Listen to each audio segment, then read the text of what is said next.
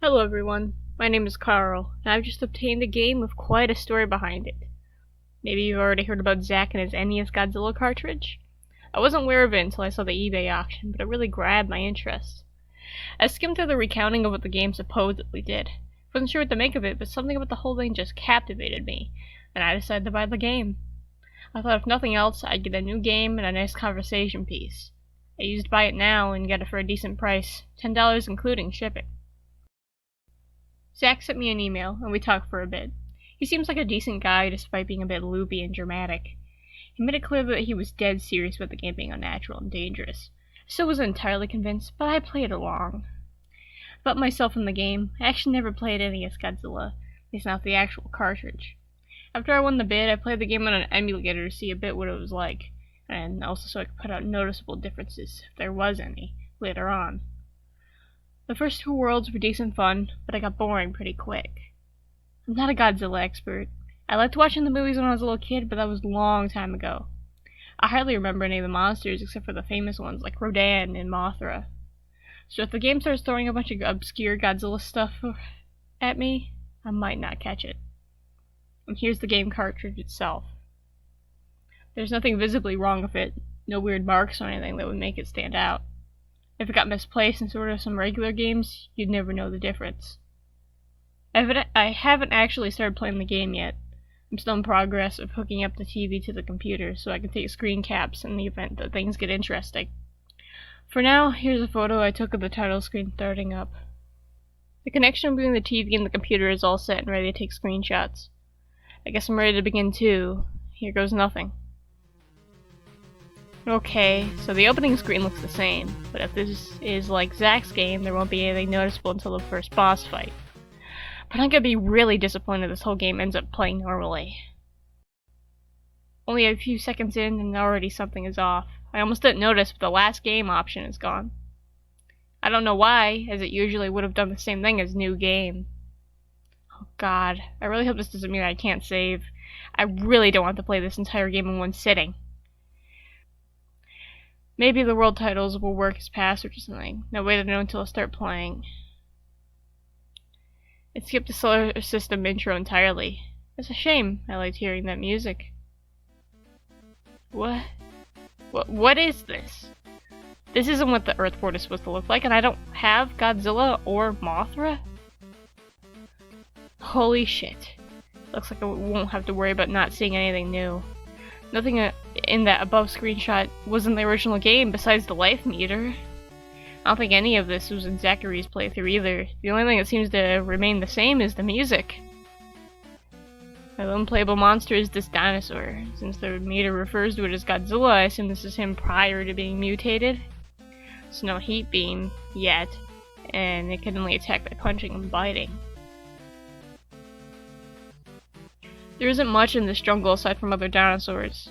The pterodactyls dive bomb me whenever I get close. Most of the others either attack or run away. Sometimes when I kill one of these, I get a health power-up, which looks the same as the original. It's a short level. I got to the end in less than 2 minutes. Try the blue and yellow icon next.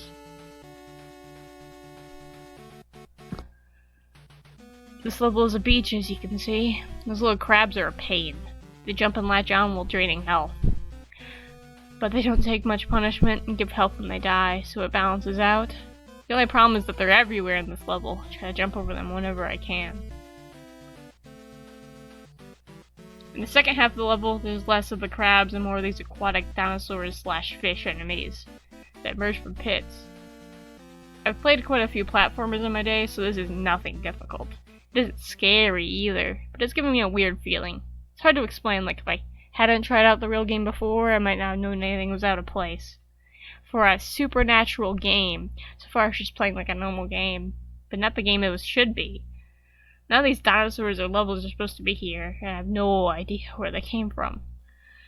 This third level is very glitched, no enemies at all, and my Godzilla dinosaur is flashing, and his body parts are rearranging themselves with every step. The music is similarly distorted. It's slowed down and has a lower pitch. I was going through the level trying to figure out what was wrong with it, when I suddenly got attacked by a very glitched Ghidorah. I almost freaked out because there's no way I could win a fight against Ghidorah like this.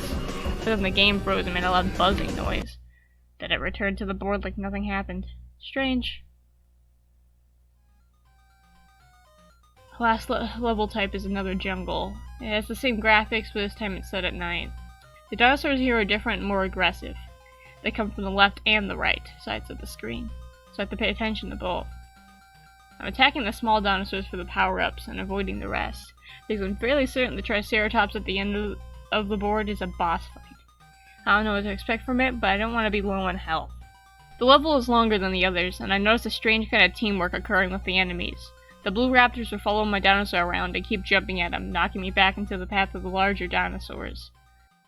There's another large dinosaur of the same color that does a similar thing, charging at me and inflicting damage until I either get away or kill them. It's like the dinosaurs hate me for some reason. Here, this is me at the boss fight. There's a nuke going down in the background, and the battle is timed at 1 minute. This must be the decisive hour when the dinosaur becomes Godzilla.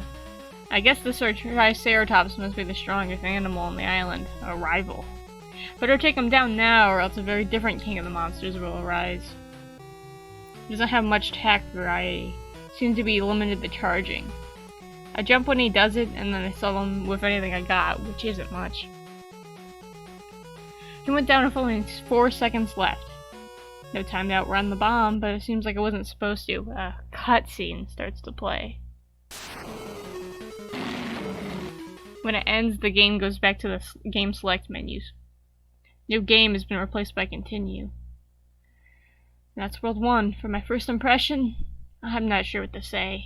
I feel a bit overwhelmed. Where does all this come from, and why?